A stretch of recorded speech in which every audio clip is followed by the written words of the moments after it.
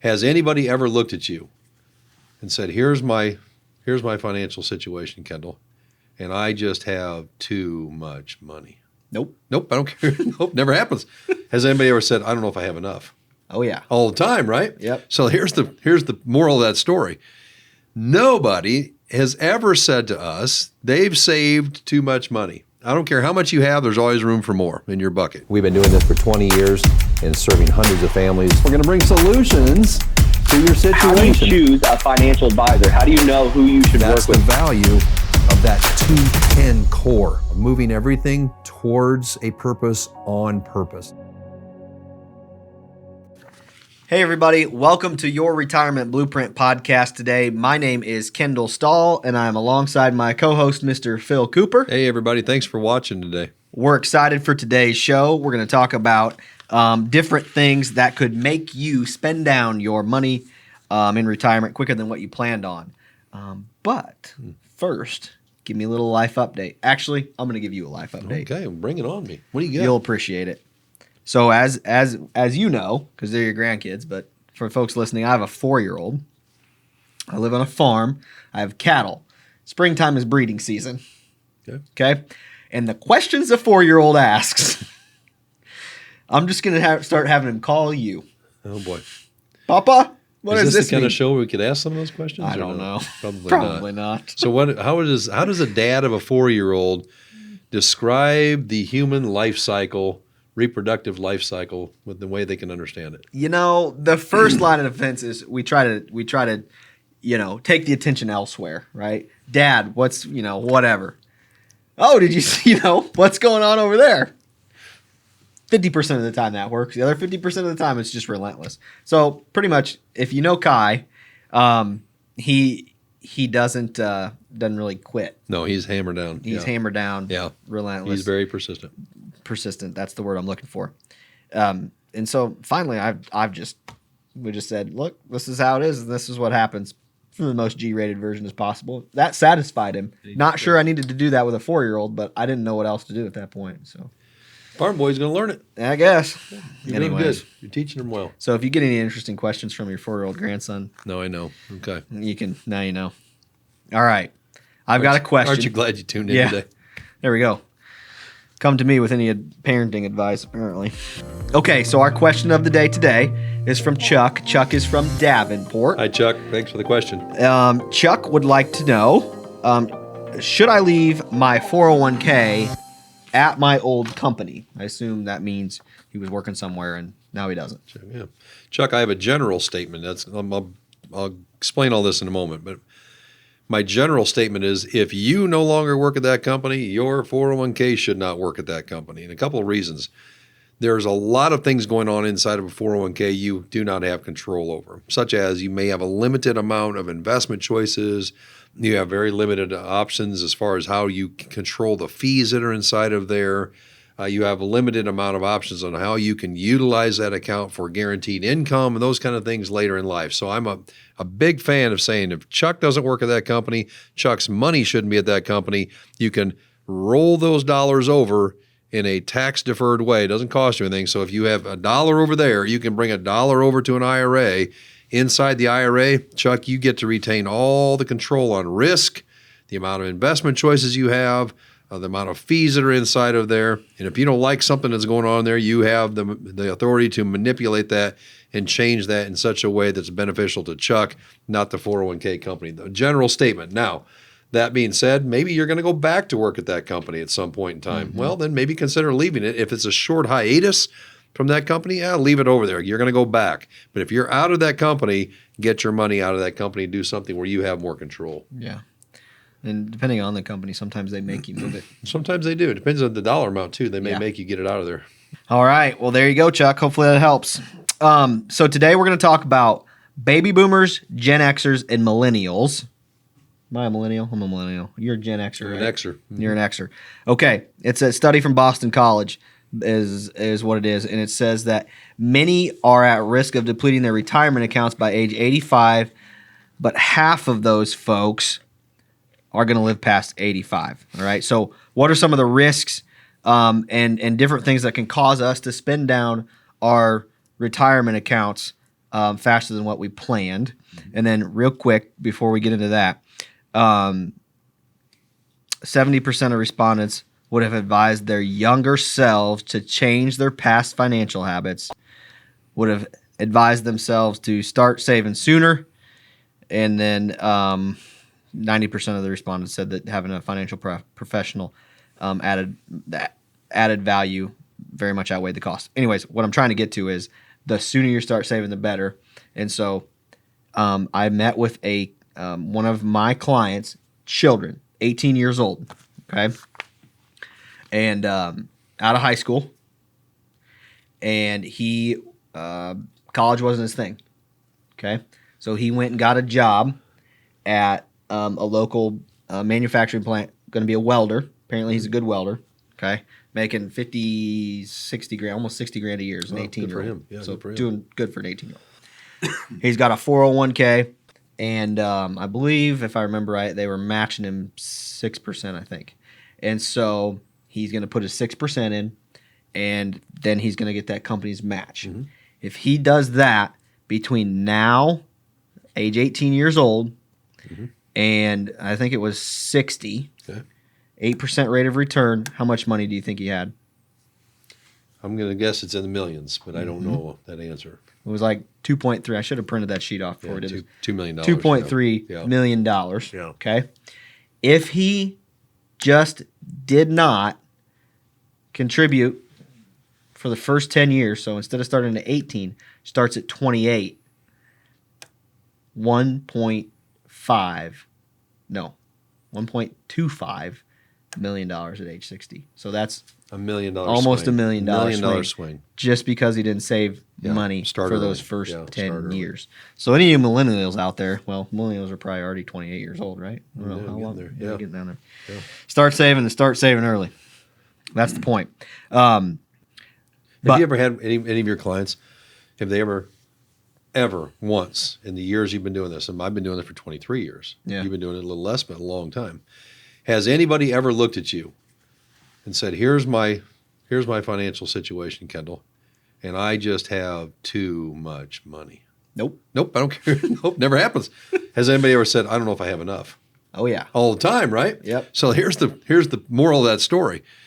Nobody has ever said to us they've saved too much money. I don't care how much you have, there's always room for more in your bucket. Sure. If not, go buy a bigger bucket, right? You can always get a bigger bucket. But there's a lot of people who say, man, I wish I had more. Yeah. Nobody ever thinks they have too much. And if you do, give some away. But and we have people that are here all the time, they have more money they'll spend in 10 lifetimes. Yeah, and those are the people. Those are the people who think they're broke, right? They think they're broke, and they're always looking for a higher rate of return. Yeah. They already can't spend what they've got.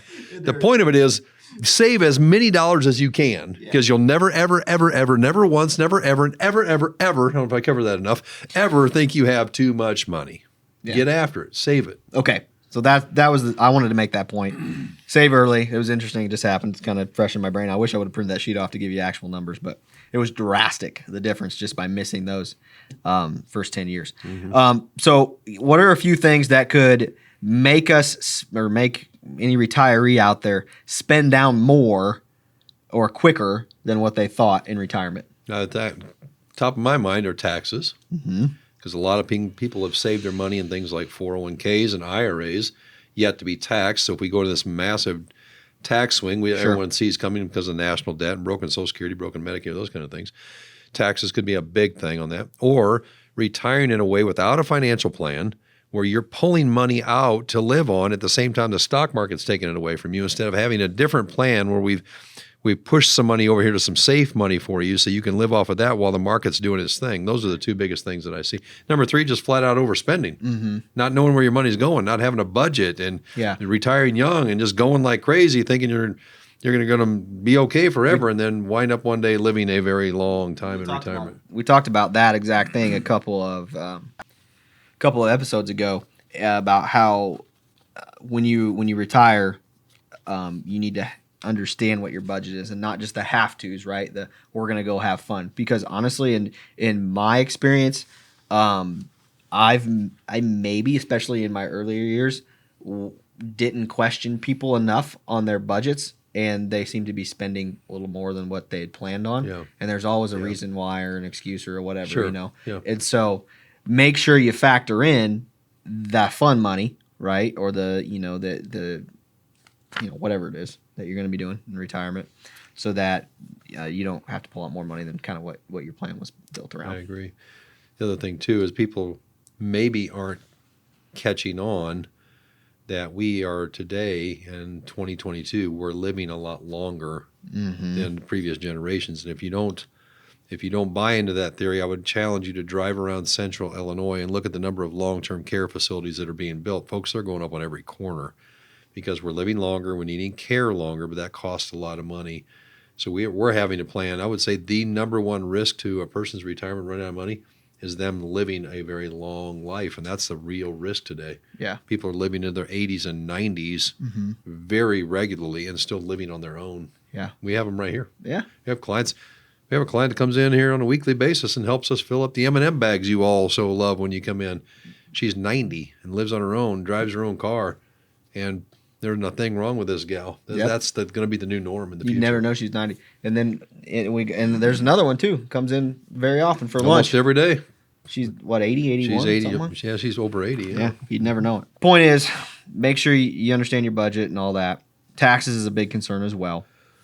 Like you mentioned, most people have saved dollars, especially the baby boomers, right? Some of the Gen Xers, and even definitely the millennials are getting more options tax wise to save for retirement that are better for them in the long run. But the baby boomers are definitely in a situation where a lot of the dollars that they've saved, they haven't paid taxes on. So you got $1 million in a 401k, you really don't have. You don't have $1 million. million, yeah. Uncle Sam's got a piece of that. Yeah. So understanding the tax liability that you're going to have in retirement is huge. Honestly, let's say we see anybody, right, that could need our help, but Sure. I would say our kind of bread and butter client, if you will, has got, I don't know, I guess, what do you think, $1 million, somewhere around there, maybe some pension, some Social Security, things like that, and we live right here. Caterpillar's in our back door, or was anyways, pretty well still in our back door.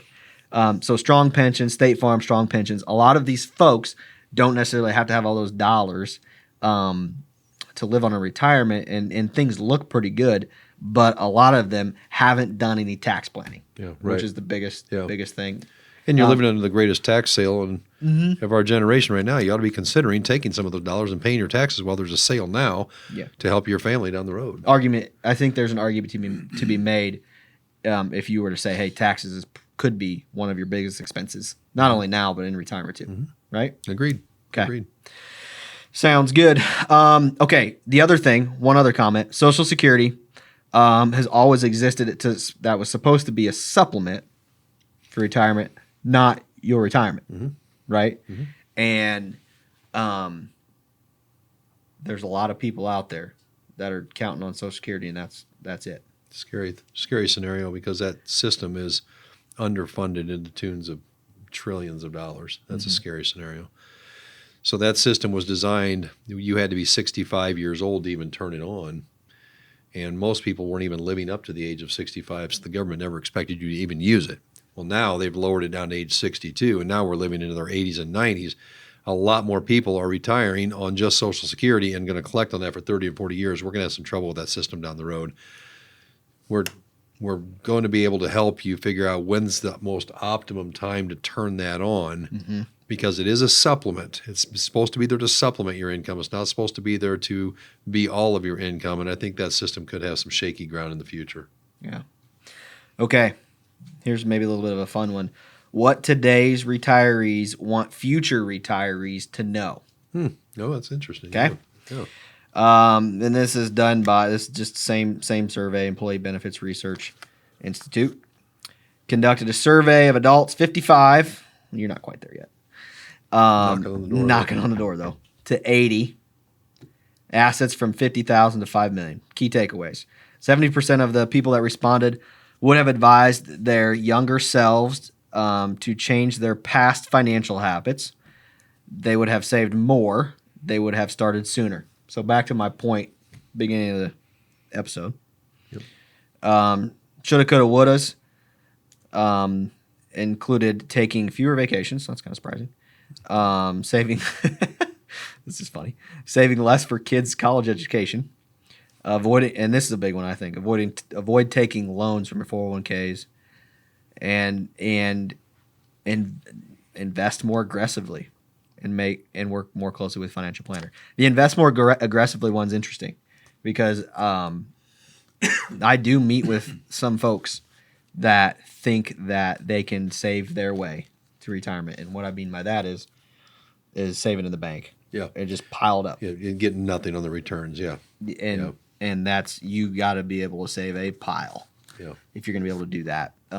If you're, 30, 40, 50, whatever, and you got a long time to retire, you got to be able to take the ups and downs, right? But you got to be able to get some sort of rate of return on that. Right.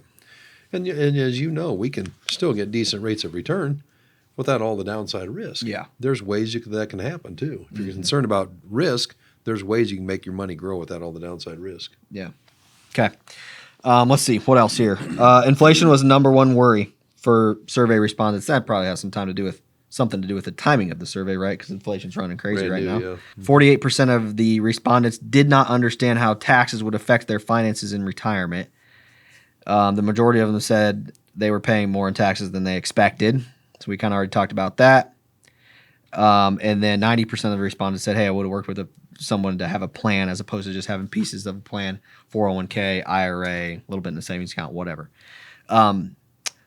So that's interesting. What's interesting about that is that people, as much as we've lived in a society where we've all paid taxes, we still don't understand it. Nope. We still don't get it. We still don't know that if you've got $1 million or $2 million or $100,000 in your IRA or 401k, that is not all your money. That there's a chunk of there that is, you have a partner in there, and that partner is called the United States government. And the problem with your partner is they get to determine year over year how much of that bucket they get.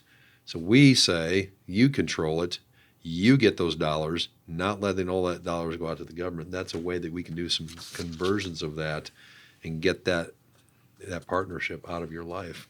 Anything else? I think that covers quite a bit. That's a lot, yeah. Okay. Just remember this, you'll never have too much. Nope. You'll always Never wish start you had too more. early. You never start too early. Exactly right. Yeah, we did some math when Kai and Cash were born, my grandsons, Kendall's boys. Mm-hmm. If they just put away just this much per week or this much per month, when those boys were 0 years old, by the time they're 65, they're multimillionaires.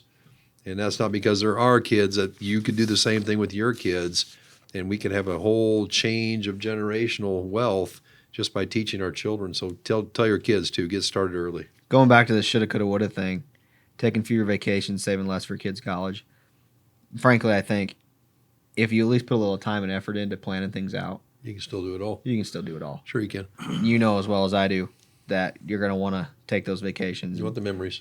Have those memories. The kids' college thing, I don't know. We can argue about that all day, I guess. But anyways, all right. This week in history. What do you think happened this week in history? July? What year? Give me a year. Let's see. 1956. You weren't born. President Eisenhower.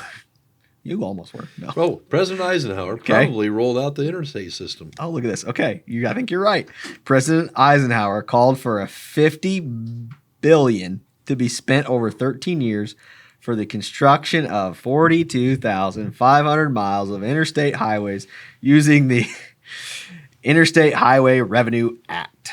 And the other day, my 15-year-old son said, "Dad, I think you're right." I don't get to hear that much, right? Yeah. We're driving down I-74, and there's an Eisenhower interstate sign. He says, "Dad, that's exactly right." So nobody sees those. Next time you're driving down an interstate, look for the red, white, and blue sign. It'll say the Eisenhower interstate sign. So this was going to be funded by a gasoline tax. Currently, this tax is 18.4 cents per gallon. Okay.